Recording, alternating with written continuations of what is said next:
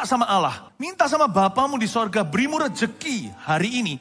Tidak tentu dalam bentuk rejeki, tapi hubungan. Send to me. Kirimkan kepada kami, pada hamba-Mu Tuhan, kepada keluarga kami, kepada pekerjaanku, orang-orang yang akan membantu kami mewujudkan mimpi. Tapi kami tidak mau makan nasi murahan. Kami tidak mau hanya diberkati karena lebih diberkati memberi daripada menerima. Jadikan kami terlebih dahulu berkat bagi orang itu.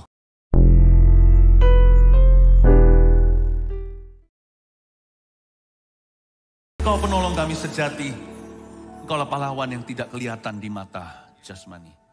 Kau selalu bekerja di tempat yang tidak nampak. Kami tahu ya Tuhan Yesus, sekalipun seolah-olah tersembunyi, tapi Engkau bekerja secara nyata. Kami serahkan hidup kami dalam tangan-Mu, masa depan kami di kaki-Mu.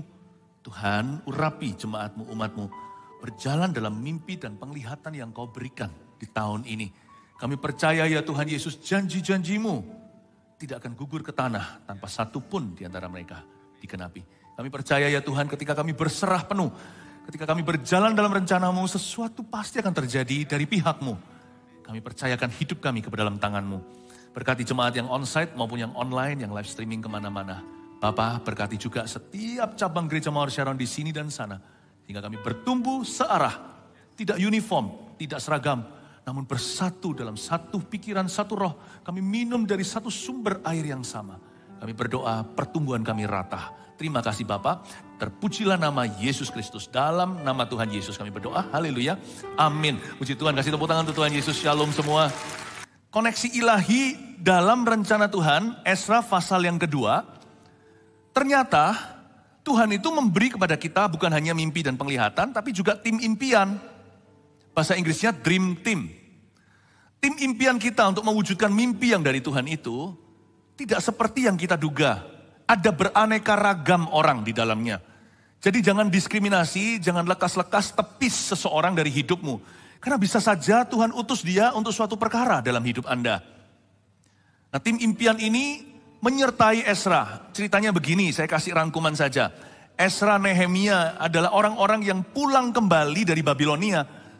Setelah bangsa pilihan Allah itu ditawan di sana selama 70 tahun, mereka menggenapi nubuatan, mereka pulang ke kampung halaman. Untuk membangun apa? Esra pulang membangun bait suci dulu. Nanti ibadah berikutnya saya baru jelaskan, kenapa yang harus dibangun dulu adalah kerohanian. Kenapa yang harus kita bangun dalam mesbah doa kita. Kalau enggak nanti semuanya percuma. Tapi singkat cerita, Esra ini pulang itu dengan bergelombang. Kloteran orang. Batch 1, batch 2, batch 3 dan berikutnya. Dan setiap orang yang pulang tersebut berniat membangun kembali Yerusalem dan bait suci. Nehemia nanti membangun temboknya sekeliling kota. Nah, kita sekarang akan mulai memasuki yellow pages of the Bible atau seolah-olah buku kuning, buku telepon di Alkitab ini. Banyak orang mengabaikan, tapi saya malah tertantang untuk mempelajarinya. Dan hasil daripada pembelajaran saya bagikan kepada Anda cuma-cuma. Bukan supaya selalu disuapi oleh gembala, tapi supaya Anda semakin terpicu untuk menyelidiki firman Allah. Firman Tuhan itu indah. Nah, orang-orang yang bersama dengan Esra ini gak banyak sih. Lebih banyak yang dipanggil daripada yang dipilih. Please understand that. Di dalam hidup ini kita akan ketemu orang lebih banyak daripada yang Tuhan tentukan mereka-mereka yang berguna di hidup kita.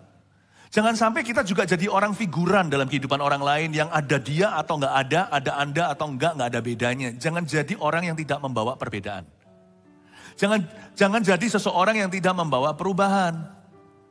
Karena terlalu banyak orang kayak gituan di hidup kita. Mereka yang lalu lalang. Mereka yang adalah figuran. Kita ini ketemu orang tahu nggak? Bayangkan seumur hidup kita mungkin kita ketemu orang itu beneran jutaan. Baik itu orang beneran atau yang kita lihat di gadget HP kita, di televisi, di movie. Pokoknya dalam hidup ini entah berapa Tuhan saja yang tahu. Berapa orang yang kita temui. Coba hitung dengan jari, berapa sih yang sungguh-sungguh mendatangkan rencana Allah. Berapa dari orang-orang itu yang berguna. Berapa di antara mereka itu yang membantumu mewujudkan mimpimu. Atau orang-orang itu tidak lebih daripada sekedar suara bising saja yang lalu lalang. Jangan jadi orang yang begitu. Kita baca lebih dulu ya. Daftar orang-orang yang kembali dari pembuangan. Ayat 1. Inilah orang-orang provinsi Yehuda yang berangkat pulang dari pembuangan, yakni para tawanan yang dahulu diangkut ke Babel oleh Nebukadnezar Raja Babel, dan yang kembali ke Yerusalem dan ke Yehuda, masing-masing ke kotanya. Mereka datang bersama-sama Zerubabel, Yesua, Nehemia, Seraya, Reelaya, Mordekai, Bilsan, Mispar, Bikwai, Rehum, dan Baanah. Inilah daftar orang-orang bangsa Israel. Di Alkitab saya garis bawahi, di ayat 1 pembukaan kalimat, inilah orang-orang provinsi Yehuda. Lalu saya garis bawahi lagi di akhir ayat 2, sebelum nanti ke nama-nama di ayat 3, inilah daftar orang-orang bangsa Israel. Bangsa Israel udah gak sisa banyak, meskipun masih jumlahnya juta. Tapi dibandingkan dengan bangsa-bangsa lain yang sudah berkembang, jumlah mereka gak seberapa. Jumlah anak Tuhan di dunia ini juga tidak sebanyak yang kita kira. Dari antara orang-orang Kristen pun yang KTP-an, yang sungguh-sungguh itu bisa dihitung lagi. Banyak yang dipanggil, sedikit yang dipilih. Karena itu jangan sia-siakan hubungan. Setiap orang itu jangan di-cashkan. Jangan sampai kita memanipulasi sesama kita dan mikirkan kepentingan sendiri. Tahu gak, setiap orang itu mengandung rencana Allah dan kita harus pertahankan. Dipertahankan aja ada hubungan tertentu yang gugur loh. Kita gak bisa berbuat apa-apa. Jikalau kita tidak menyia-nyiakan hubungan, kadang-kadang kita yang bisa-bisa kita yang dibuang. Karena itu hubungan yang tersisa yang masih ada di dunia ini, apalagi anak-anak Tuhan, pastikan Anda anggap itu berharga. Bangsa Israel tidak banyak lagi, dari 10 suku sisa, dari 12 suku sisa 10. Dari 12 suku sisa 2. 10 itu selama 70 tahun lebih atau bahkan 90, karena 10 suku Israel yang utara itu sudah ditawan dulu sama Assyria. Bangsa Assyria punya kebijakan yang berbeda. Mereka ketika menangkap suatu negara jajahan, dicampur baurkan, kawin campur, lalu dipindah-pindahkan supaya mereka tidak memberontak. Jadi misalnya kalau mereka itu menguasai wilayah Iran, nanti Iran dipindah ke Bangladesh. Bangladesh dipindah ke India. Jadi dicampur baurkan begitu, lalu kawin campur supaya lenyap silsilah. Mereka berhasil. 10 suku Israel telah dianggap punah. Sisa 2. Karena yang di 2 lagi, yang selatan itu keturunan Daud. Dari suku Benyamin dan Yehuda itu ditangkap basah, dibawa ke Babilonia 70 tahun silam. Dan di situ mereka tidak dicampur baurkan. Bangsa Babilonia, mereka punya kebijakan yang berbeda dengan Assyria. Mereka boleh bercocok tanam, mereka boleh berusaha asal mereka bayar upeti, asal mereka loyal, setia kepada kerajaan. Lalu Nebukadnezar dikalahkan dengan Persia. Ya biasalah ya, bangsa lawan bangsa. Sekarang bukan lagi zaman Babilonia, sekarang mereka sudah berada di bawah kepemimpinan Raja Koresh, Raja negeri Persia. Nah, saya kasih sedikit rangkuman supaya Anda ngerti cikal bakal orang Israel itu seperti apa. Karena itu orang Israel sekarang tinggal 2 suku, sisa 2 suku. Banyak yang dipanggil, sedikit yang dipilih. Banyak orang Kristen, sedikit yang sungguh-sungguh. Di dunia ini lebih banyak lagi manusia sebanyak kutu. Tapi gak sebanyak itu yang berguna bagimu. Karena itu hubungan itu harus Anda hargai. Teman jangan hilang. Dalam hidup saya punya satu prinsip dalam hidup ini. Kalau bisa yang lama jangan berlalu, yang baru terus datang. Hubungan saya dengan beberapa orang, banyak orang udah dari zaman silam. Dari zaman silam. Pada waktu saya masih di Ungaran, hampir 30 tahun yang lalu, sampai sekarang masih bersama. Apa yang bisa dipertahankan? Pertahankan dengan baik. Keluarga juga sama, Anda bisa beda pendapat. It's okay. Cari common ground. Cari tempat bersamanya, cari tempat kesamaan. Tapi tentunya ada orang-orang tertentu yang memang Tuhan buat pergi dari hidup kita. Mereka yang merombak kita. Orang-orang yang merusak panggilan Allah dalam hidup kita. Tapi janganlah tangan kita yang melakukannya, biarkan tangan Tuhan. Tapi ada orang-orang tertentu yang kita hindari, pergaulan buruk.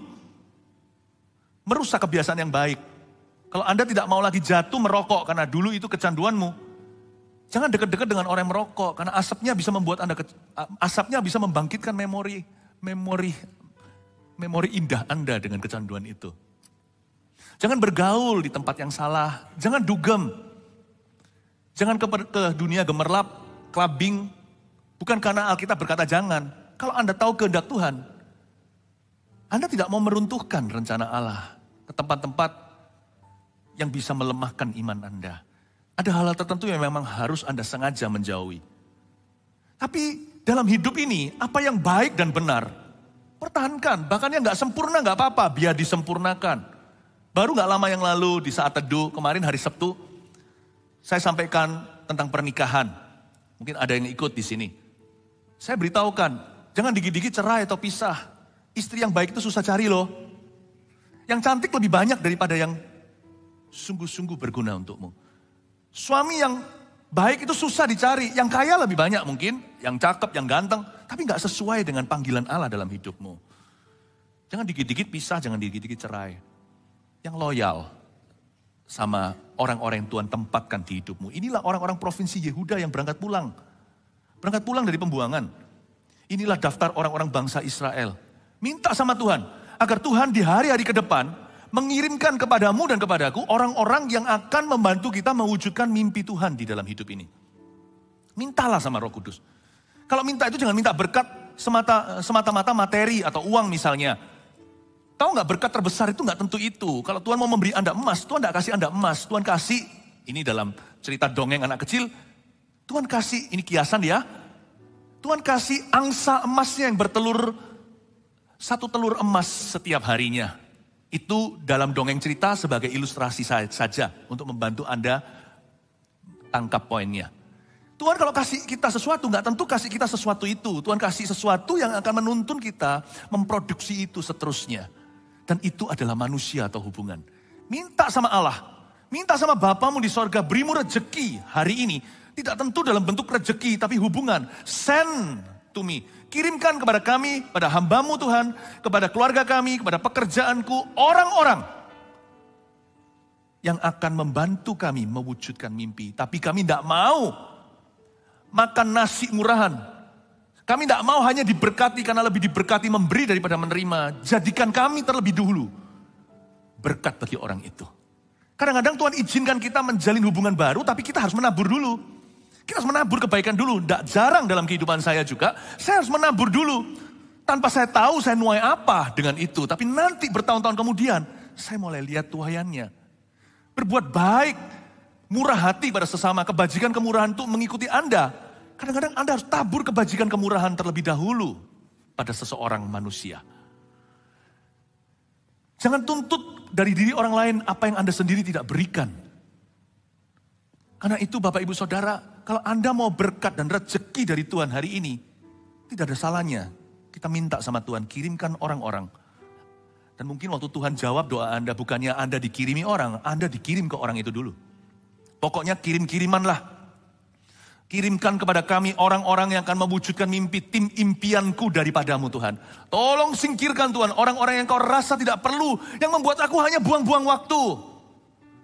Hati-hati dengan perkataan ini, buang-buang waktu, gak tentu. Kamu itu a waste of time to me. Gak tentu apa yang hari ini Anda anggap buang-buang waktu, bisa jadi orang itu nanti berguna suatu hari. Karena itu definisi buang waktunya harus diperlebar. Kalau kita ngomong sama orang ini, aku dapat apa emangnya ngomong sama kamu?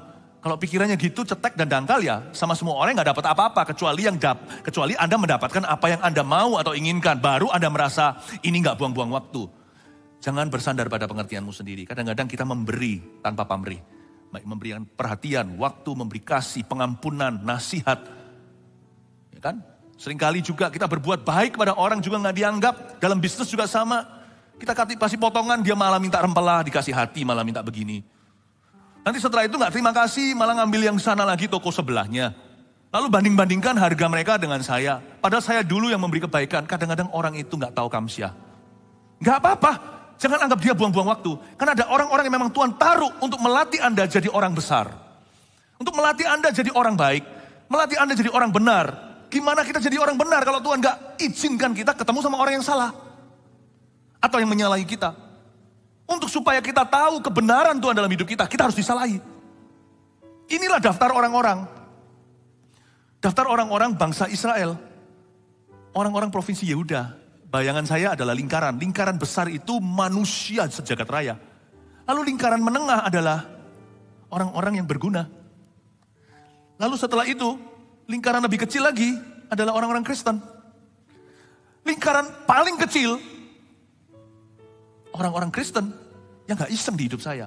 Yang membangun sesuatu, yang membangunku dan aku membangunnya. Wah, ini VVIP to me. Orang-orang yang penting sekali. Mereka gak tentu orang-orang berkedudukan tinggi. Jangan kita deketin itu orang kaya, orang berkuasa, pejabat saja. Jangan jadi panjat sosial. Jangan jadi gold digger juga. Jangan jadi penggali emas. Setiap orang itu mau dicari telur emasnya. No. Tuhan itu akan kasih kita range. Kasih kita spektrumnya itu ujung ke ujungnya itu luas. Dari orang miskin ada, orang kaya ada. Namanya manusia semua dicinta Allah. Orang berpendidikan yang tidak berpendidikan semua ada. Buktinya Tuhan pilih nelayan sebagai rasul-rasul Injilnya. Tahukah ada beraneka ragam people in your life? Saya ajari hari ini lewat firman ini untuk menilainya. Paulus berkata, dahulu aku menilai Kristus secara manusiawi. Sekarang aku tidak lakukan itu lagi.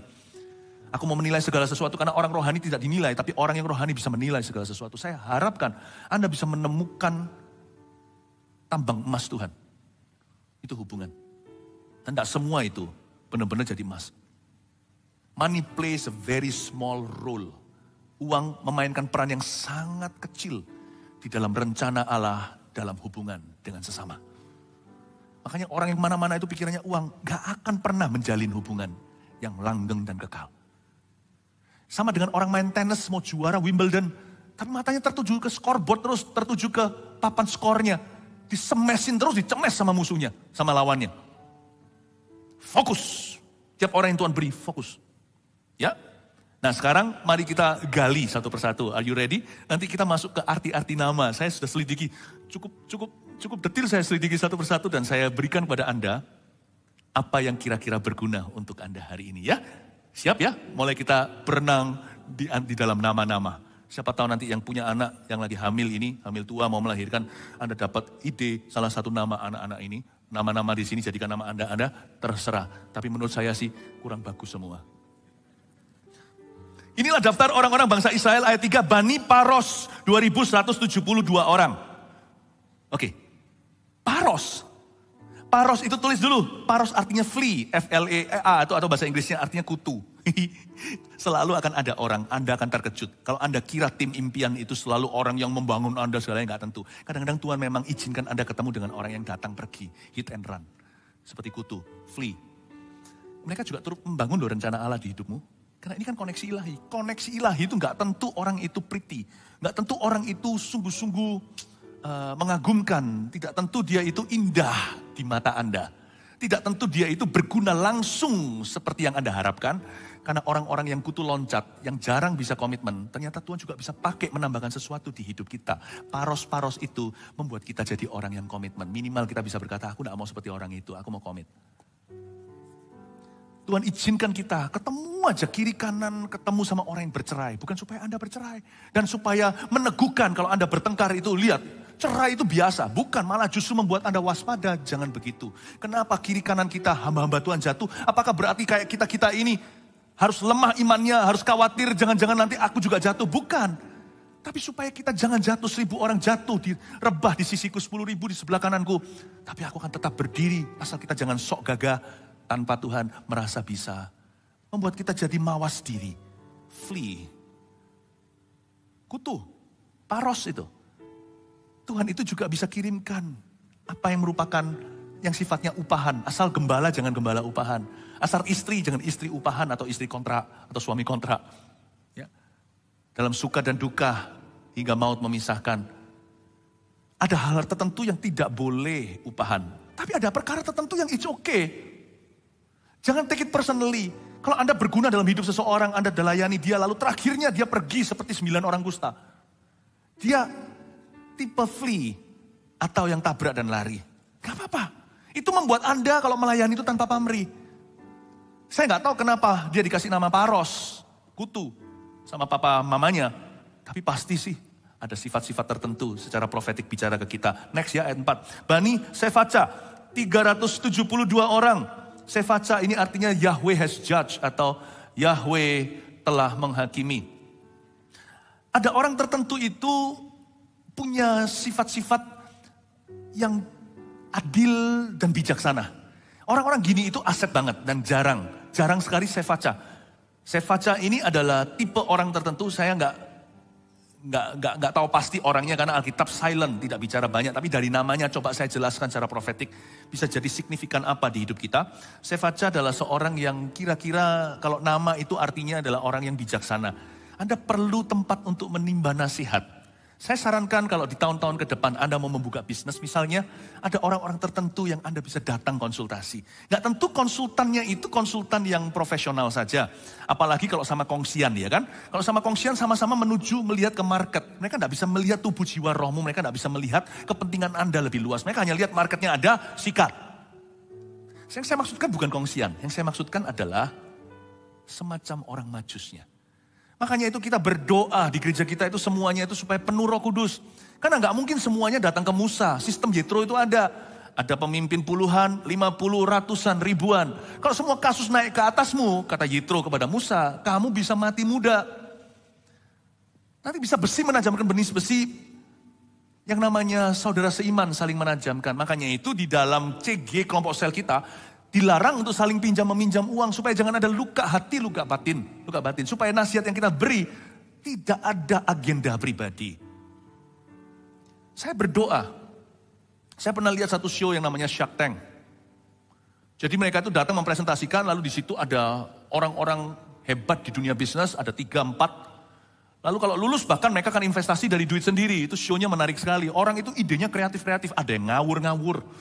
Terus ditanya angkanya. Sudah di due diligence-nya, apakah mereka lakukan, apakah mereka sudah lakukan surveinya, angkanya, jumlahnya, kamu sudah jalan, profitnya berapa, segalanya. Bayangin kalau dunia aja mereka konsultasi begitu untuk dapat investor. Alangkah baiknya Anda presentasi dulu kalau membuat sesuatu. Jangan gegabah. Dengan orang-orang yang bijaksana. Yang bisa memberitahu, tunggu dulu, kamu jangan pindah. Tunggu dulu, jangan tutup bisnis ini. Tunggu dulu, I think yang ini kamu harus begini. Harus tunggu dulu, kadang-kadang juga bisa lampu hijau dan berkata, saya rasa bagus, kamu ready untuk itu. Di salah satu lagi TV stasiun yang besar, orang-orang bertanya, kira-kira kalau saya punya uang segini, boleh nggak saya beli ini atau beli itu? Susi Orman kalau nggak salah, Susi Orman Show. Lalu cerita, mereka konsultasi, boleh nggak spend segini macam uang? Uangmu berapa, penghasilanmu berapa, masuknya berapa, kamu punya cicilan nggak, punya mortgage nggak, punya cicilan rumah nggak, punya KPR nggak, bisa lah kamu beli gini nggak apa-apa, itu nggak merugikan. Ada orang yang berkata, ada lagi kadang-kadang nasihatnya adalah, jangan, kamu spekulasi seperti ini. Alkitab berkata dengan banyaknya nasihat, Yahweh has judged, banyaknya Shephatya. Perkara-perkaramu tidak akan nanti berujung bencana yang mengejutkan. Memang hidup ini penuh dengan faktor X yang tidak bisa Anda prediksi. Tapi faktor-faktor yang bisa Anda prediksi, harusnya Anda sudah memprediksinya. Lakukan bagianmu, diligence atau kerajinan yang perlu kau tunjukkan. Jangan itu semua itu bang-bang tut, jendela wawa siapa kentut, ditembak raja tua. Itu apa itu ya? Mungkin anak-anak muda sekarang nggak ngerti ya. Tahu lagu itu, tahu tak? Anak-anak kecil dulu kalau gitu kan. Nah, jangan sedikit-sedikit untung-untungan gitu loh. Ya enggak. Jangan ngalir. Penuh perencanaan. Meskipun serahkan rencanamu pada akhirnya kepada Tuhan. Biar terlaksana sesuai dengan kehendaknya. Bapak ibu saudara, carilah atau jadilah Yahweh has judged. Jadilah Shephatya. Lanjut ayat 5. Bani Arah 775 orang. Bani Arah di sini artinya wild ox atau kerbau yang liar. Ya, itu loh, bulls. Ya. Arah ini kerbau yang liar. Nah, kalau Anda baca Bani Arah, artinya itu ada orang-orang tertentu itu yang bisa Anda ajak membajak. Orang-orang yang bisa Tuhan kirimkan dalam kehidupan Anda, atau Anda menjadi orang demikian bagi orang lain, orang-orang yang bisa membajak bersama dengan Anda, tidak takut lelah. Ada orang-orang yang bisa Anda bawa sengsara. Ada orang-orang yang cabut kalau Anda menderita. Ada yang paros, yang kelihatan Anda lagi ngos-ngosan, langsung dia pergi bye-bye. Tapi ada orang yang berkata, aku siap, ayo banting tulang, aku siap pikul salib ini bersama denganmu. Teman seperti ini, saya harap kita jadi bagi orang lain. Suami dan istri juga sama. Jangan seperti istri Ayub ketika Ayubnya menderita lalu dia cabut. Jadilah orang yang kuat bagi orang yang lemah. Jadilah orang yang setia bagi orang yang membutuhkan pertolongan Anda, dukunganmu juga. Tapi kalau Anda lihat Bani Arah ini ada 775 orang, tulis itu 775. Tapi di Nehemia pasal 7 ayat 10, enggak usah dibuka. Bani Arah, Bani yang sama, angkanya kok 652. Bani Arah 652 orang. Di sini kok 775. Di mana sisa 123-nya? Kok nggak sinkron antara Ezra dan Nehemia? Memang beda kloteran. Ezra dulu, Nehemia nanti. Kenapa kok Nehemia di sini di Ezra tercatat? Kan mereka belum pulang, itu harus registrasi seperti kita. Kalau lagi mau tur kemana kan di airport paling tidak kan sudah ada manifestnya. Kan sudah ada catatannya penumpang siapa saja. Apalagi jika pesawat itu di-charter semua untuk satu grup ya kan. Kan sudah tahu angkanya berapa.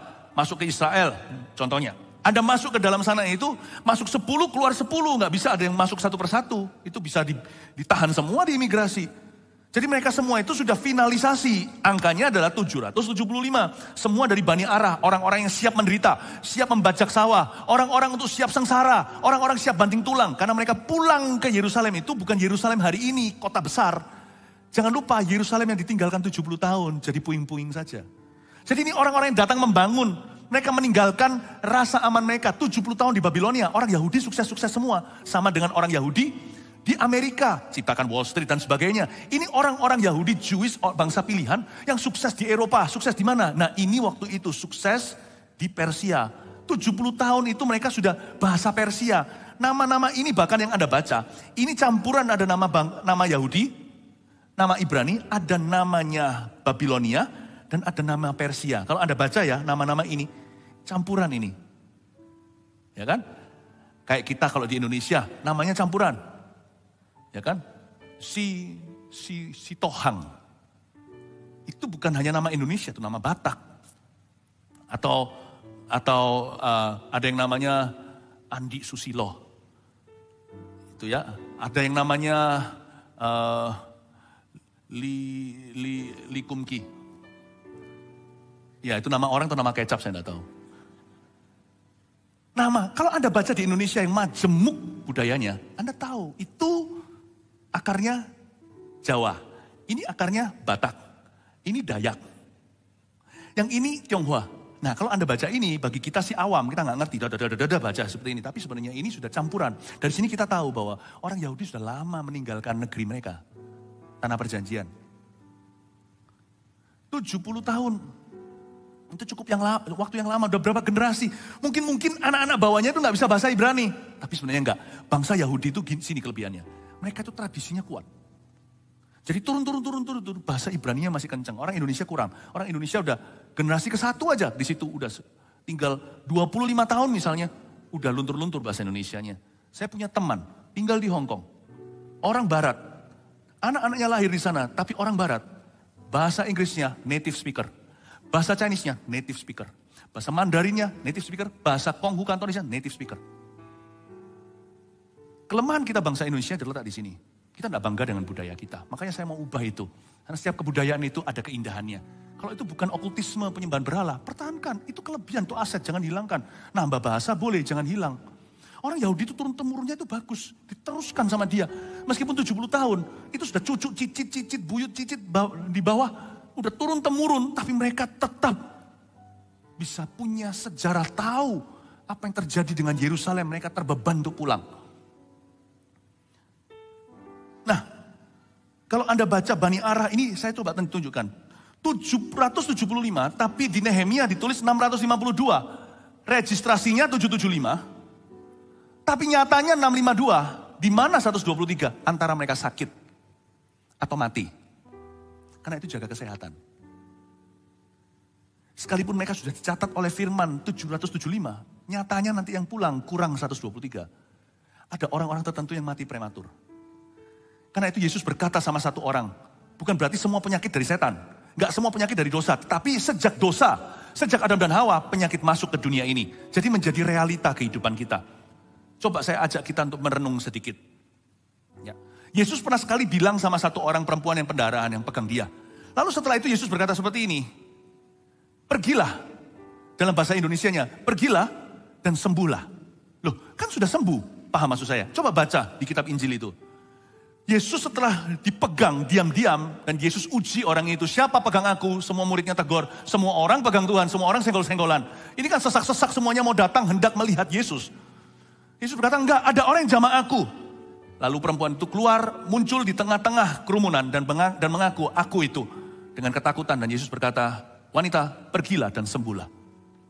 Kok aneh ya Tuhan Yesus? Sudah sembuh kan? kan sudah berhenti pendarahannya. Kan perempuan itu tahu, berhenti seketika pendarahannya. Pendarahan itu tidak bisa dipalsukan. Apalagi zaman dulu belum ada teknologi, belum ada ini dan itu.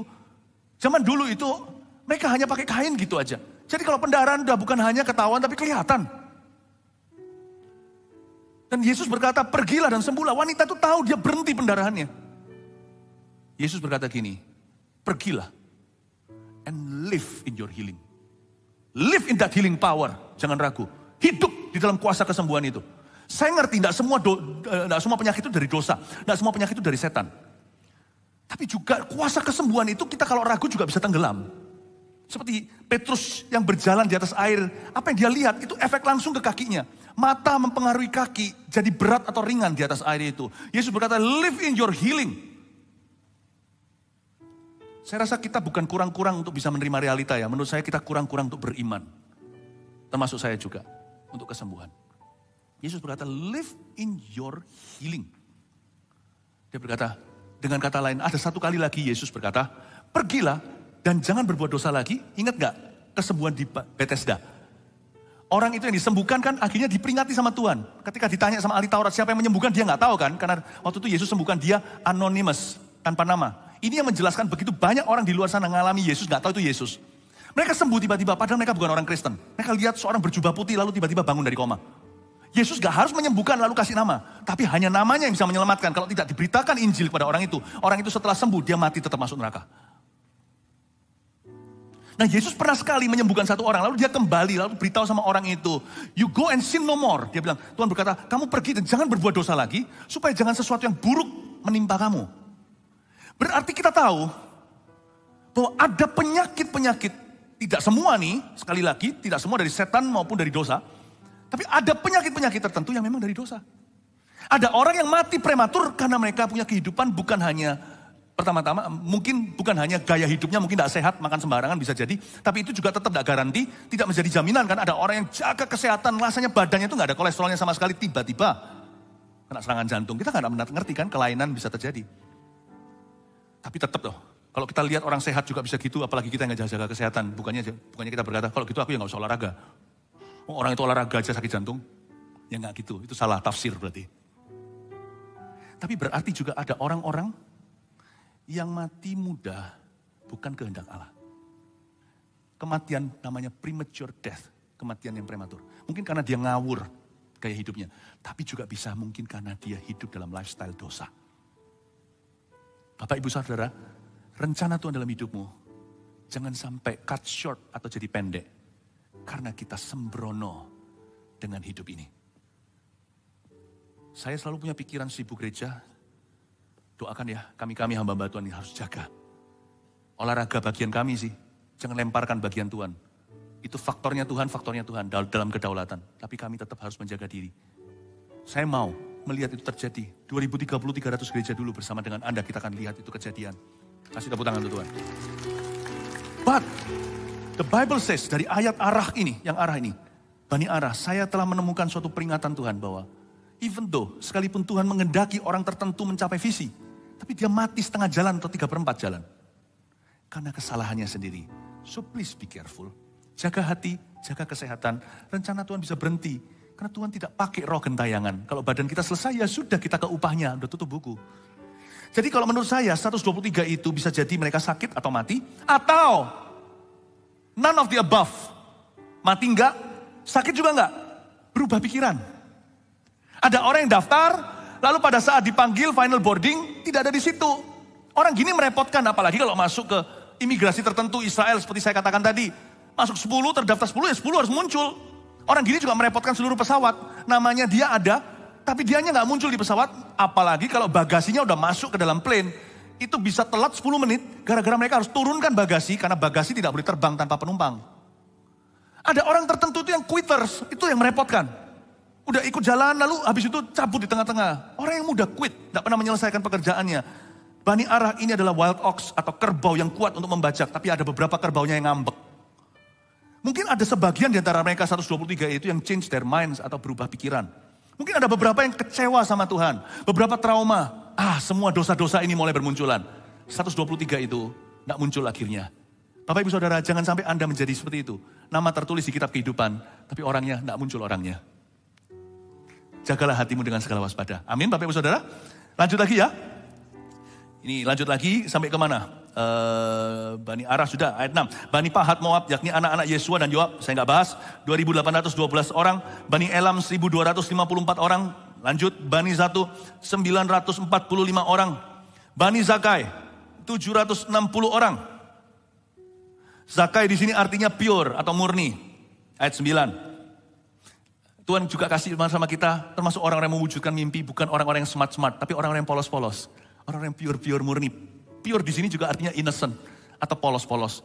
Ya, yang polos jangan dibully ya. Bolehlah sekali-kali untuk lucu-lucu kalau memang sudah akrab sekali. Tetapi ingat ya, orang-orang seperti ini memainkan peran loh di hidupmu. Untuk mewujudkan mimpi, Tuhan kasih orang-orang polos di sekeliling Anda. Ya, ayat 10. Bani 642 orang. Bani di sini ada satu nama miripnya, Benayah. Artinya Yahweh has built. Yahweh telah membangun.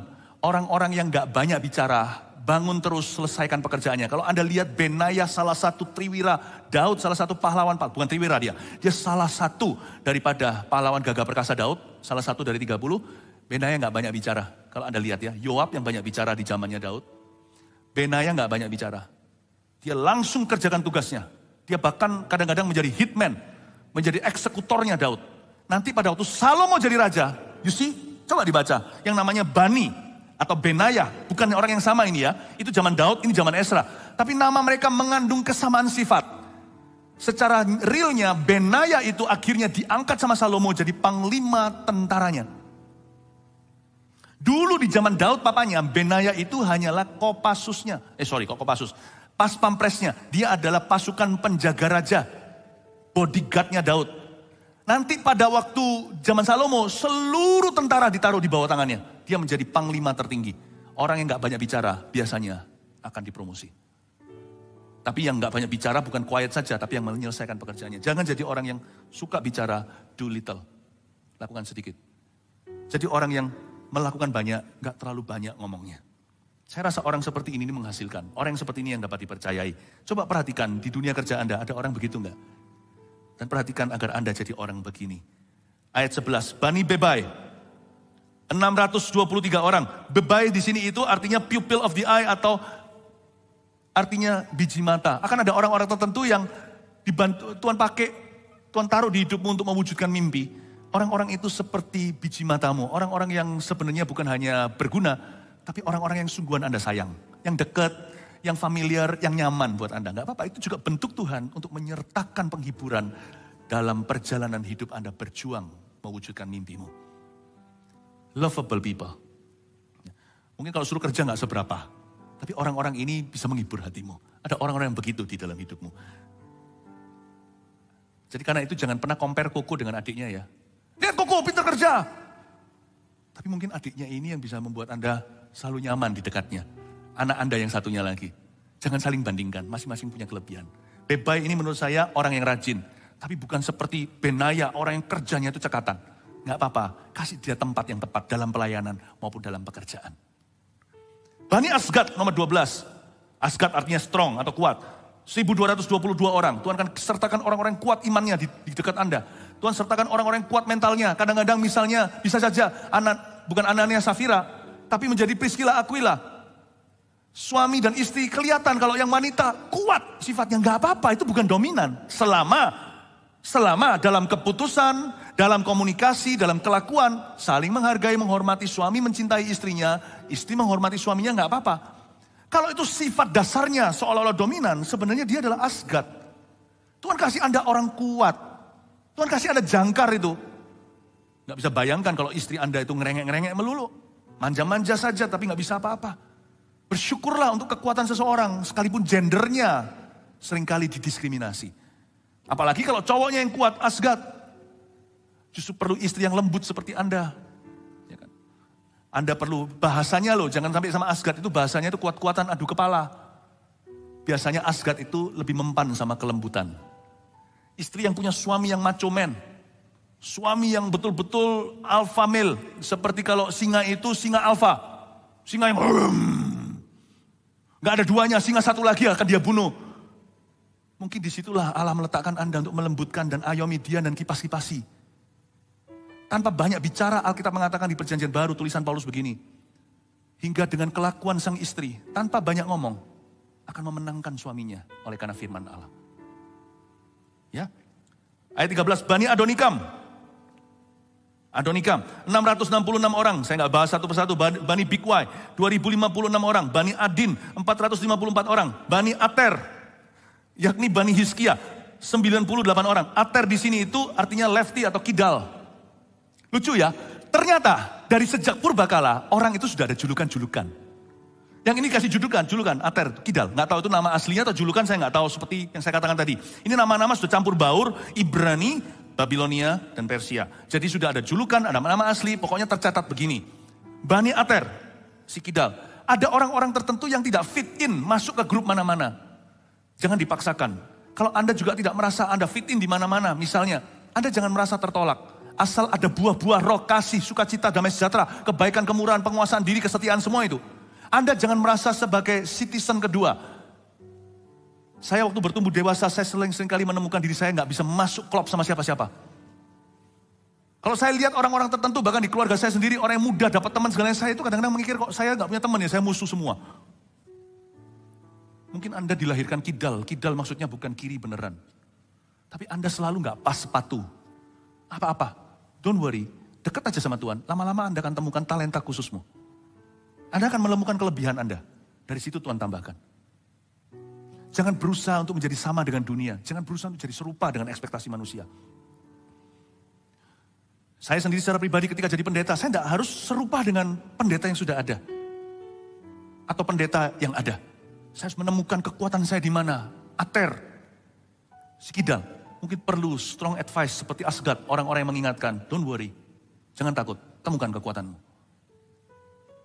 Ayat 17, Bani Besai, 323 orang. Bani Yorah, 120 orang. Bani Hasum, 223 orang. Lucu nih, Hasum tahu nggak artinya apa? Jackie Chan, broad nose, hidungnya lebar, mekrok, kayak jeruk. Saya nggak ngerti, nggak mungkin lah mamanya ngasih nama ini. Saya nggak tahu lah kalau mamanya ngasih nama ini berarti mamanya nggak cinta sama dia. Asum. Lihat ini, orang yang dari kecil diolok-olok sama temennya. Lu hidung jeruk keprok. Lu hidungnya jeruk Bali. Lihat ini. Tahu nggak dari semua yang pulang itu cuma 50,000. Jutaan orang Israel di Babilonia, 50 pilihan Allah, 50,000 untuk membangunnya. Kalau nggak ada mereka, nggak ada Yerusalem yang Anda lihat hari ini. Mereka inilah yang set the standard. Nanti waktu ketika perang dunia kedua, semua bangsa Israel, orang-orang suku Yahudi di seluruh dunia, khususnya di Eropa Timur Tengah, pada semua bondong-bondong datang ke tanah perjanjian nenek moyang mereka yaitu Abraham. Yang disebut sekarang tempat sengketa yang namanya Palestina. Dengan Palestina. Mereka baru ngerti tentang ternyata 50,000 orang ini benar. Karena ketika mereka tersebar di mana-mana, mereka rasa aman di Jerman. Di Jerman loh, di Amerika mereka bentuk financial center yang begitu rupa. Di Jerman ini itu orang Yahudi itu di mana-mana. Tapi justru di mana mereka rasa aman di Jerman, mereka dibantai di sana. 1948, Inggris membantu berdirinya the State of Israel. Memang mereka harus kembali ke situ, memang sudah takdirnya.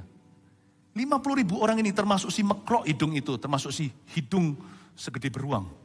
Yang ditertawakan, orang ini jadi lakon-lakon kerajaan Allah. Peduli amat orang manggil Anda apa? Lanjut aja ya, lompat dulu ya. Ayat ke-36. 36 ya. Inilah para imam yang pulang ini, termasuk imam, gak hanya kepala-kepala keluarga. Inilah para imam Bani Yedaya, yakni kaum keluarga Yesua, 973 orang. Bani Imer 1052 orang, Bani Pashihur 1247 orang, Bani Harim 1017 orang. Coba Anda perhatikan, Bani. Ada 4 Bani ternyata, Bani Imam. Sedangkan kalau saya pelajari di Perjanjian Lama, ada 24 Bani Imam. Tapi hanya 4 yang kembali dalam rencana Tuhan. Do you want to know? Di dunia ini kata orang susah cari jodoh bagi wanita. Karena pria langka. Saya nggak tahu sekarang perbandingan populasi dunia. Mungkinkah populasi dunia itu 2:1, 2 cewek, 1 cowok? Tak beritahu ya, saya beritahu apa yang lebih langka. Ibadah satu tadi saya jelaskan, pria harus imamat. Lebih langka lagi, pria yang imamat. Imam itu selalu hampir punah. Makanya itu berhargalah laki-laki yang bangkit. Baik dalam pelayanan, dalam pekerjaan, take charge. Nggak tentu dia punya income lebih besar daripada yang perempuan. Nggak harus. Dibutuhkan laki-laki yang besar untuk bisa melihat sukses istrinya dan berkata, nggak apa-apa. Tapi aku bukan berarti terus diam aja. Enggak, kita sama-sama double income misalnya. Laki-laki yang tidak aman diri, yang baru rasa terancam kalau istrinya sukses. Lah masa kita mau ikut-ikutan lah kalau istrinya pekerjaannya tertentu itu bukan keahlianmu. Misalnya istrinya itu bikin-bikin dekor atau apa. Itu memang bukan Anda tidak punya nilai seni, Anda bikin dekor nanti semuanya jadi kayak orang mati. Tapi kalau dia dibayar lebih ya nggak apa-apa toh. Kan satu keran pernikahan. Cuman dari dua sisi. Nah, tapi kalau seorang laki-laki itu bangkit, bukan hanya dalam pekerjaan, dia tanggung jawab, tapi dia tanggung jawab atas keluarga, jadi imam di keluarga, memberikan rasa aman pada wanitanya. Betapa berharganya. Setiap pria yang bangkit itu luar biasa, sebab imam itu selalu hampir punah. 4/24, hitung sendiri. Itu seperti 1/6. Dari 6 imam, cuma ada 1 imam yang berlaku, yang berfungsi. Imamat itu sangat jarang. Demikian pula hamba-hamba Tuhan. Kalau Anda baca, imam di sini juga bicara tentang pendeta. Inilah orang-orang Lewi ayat 40. Bani Yesua dan Kadmiel, yakni Bani Hodawiyah. 74 orang, 74. Makanya itu Esra nantinya membawa semua imam ini. Lalu Esra memanggil lagi nanti di pasal-pasal terakhir. Dia panggil imam-imam supaya lebih banyak lagi pulang. Mereka kekurangan shortage, kekurangan Lewi, kekurangan imam. Kekurangan imam, kekurangan Lewi. Gak bisa. Tahu gak apa yang terjadi di dunia ini sekarang? Terlalu sedikit pendeta. Atau lebih tepatnya kalau banyak orang namakan diri pendeta, ini tidak tentu. Lebih sedikit lagi pendeta sejati. Gembala-gembala sidang. Gembala lokal, hamba-hamba Tuhan. Cintai dan hargai pastors. Saya nggak ngomong ini untuk saya. Karena saya tidak kurang kasih. Saya sudah Anda cintai. Saya ngomong ini untuk semua yang lainnya. Cintai dan kasihi. Love pastors. Love full-timers. Jangan miring kata-katanya. Mereka juga belajar. Kalau enggak, apa mendingan Anda yang jadi full-time? Kadang-kadang kita berkata, pendeta kok gitu, apakah mendingan Anda yang jadi pendeta? Karena pendeta juga belajar. Kecuali kalau pendetanya kurang ajar. Kalau dia melakukan suatu dosa skandal sengaja misalnya. Tapi kalau dia masih belajar, you have to love them, support their vision. Karena imam itu langka dan jarang sekali. Full-timer di gereja kita ini patut dikasih. Full-timer kita itu kalau dibanding dengan jumlah jemaat kita semua menyeluruh. Gak ada apa-apanya, tertelan habis. Tapi mereka banting tulang, baik full-timer. Meskipun pelayanan kita itu didorong dengan nafas volunteer. Kita ini gereja yang berbasiskan sukarelawan. Tapi perhatikan, di back office-nya itu semua full-timer yang memikirkan. Love them, pray for them. Doakan untuk mereka. Ya. Dan kalau Anda melihat mereka, tapi untungnya di dalam gereja kita mereka itu selalu sudah dicukupkan. Jadi mereka tidak berharap untuk diberi ini itu sama jemaat. But when you see them, at least you pray for them. Doakan mereka. Kita punya full-timer sekitar berapa ratus ya. Dibanding dengan puluhan ribu jemaat kita, sebentar lagi 100 ribu. Saya rasa mereka patut untuk dicintai. Mereka memberikan segalanya. We really love our full-timers. Kita kasihkan apresiasi untuk mereka. Cuman 74 Lewi. Bayangin hanya 74 orang. Di antara 50 ribu sekian. Dan jutaan orang. Dan bangun seluruh kota Yerusalem. Impossible task. You gotta pray for them. Hari-hari ini tidak sedikit untuk jadi gembala secara sejati bagi domba. Itu komitmennya itu sekali merem ya, percaya nggak? Gampang jadi penginjil, tabrak dan lari, sangat mudah. Kalau kita hanya mau ke surface atau ke permukaannya aja kita sampaikan dedet gampang. Tapi kalau kita mau involve, terlibat dalam hidup orang, membangunnya sampai dasar, sampai kumat-kumatnya, bukan cuma datang ke KKR lalu pergi, tapi kita memperhatikan orang itu sampai ke situ. My. Tidak banyak orang tua mau karena mereka ngejar mimpi. Tidak banyak anak muda mau karena mereka belum mengejar mimpi. Orang-orang yang mau. Gembala-gembala yang memperhatikan itu. Jarang loh. Mungkin 74 dalam 1 juta. Meskipun banyak orang rasa keren pendeta ini itu. I'm talking about the job. The job, bukan the title. The job. Mari kita doakan sungguh-sungguh ya. Lanjut sedikit lagi lalu saya selesai. Saya mau tunjukkan satu yang lucu aja. Satu humor lucu ya. Oke, ayat 43. Inilah para budak di bait Allah. Bani Silha, Bani Hasufa, Bani Tabaut. Lompat. Inilah para budak. Ayat 51, saya temukan satu nama. lucu sekali. Bani Bakbuk. Bakbuk, Bani Hakufa, Bani Harhur. Oke, Bani Bakbuk. Bakbuk ini artinya fat boy, big tummy, tahu nggak? Si perut besar, fat boy, si bocah gendut, si gemuk. Bakbuk artinya body botol, bukan body gitar, body botol. Kepala, leher, lalu boom. Ini orang pasti kerap kali kena bully. Apalagi posisinya dia kurang tinggi, dia para budak di bait Allah. Bakbuk, tak tunjukin ya, saya beritahu sesuatu ya. Tuhan itu cinta orang-orang yang dibully juga. Tuhan kasih kesempatan kepada mereka untuk skor untuk kerajaannya. Tapi Tuhan juga ingatkan kita untuk kita jangan bully siapa-siapa. Kadang-kadang teman-teman kita itu tidak bermaksud jahat. Kasih kita nickname atau panggilan-panggilan. Padahal loh ya, kalau saya lagi ngomong-ngomong sama beberapa orang ya, dia cerita, si ini loh. Loh saya bilang, namanya kok aneh? Oh iya ya enggak, itu nama panggilannya dari sejak S. Tapi melekat sama dia setelah dia menikah, punya anak tetap itu. Ya kan, ada yang panggilannya si bola, si jambul, apalagi, enggak tahu lah namanya aneh-aneh. Ya, dan itu melekat sampai anaknya. Bayangin jadi anaknya kan kasihan. Suatu hari saya tanpa sengaja.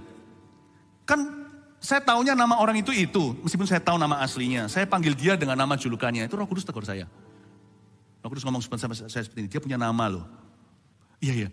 Sejak hari itu saya perlu kebiasaan lagi untuk memanggil dia pakai nama aslinya.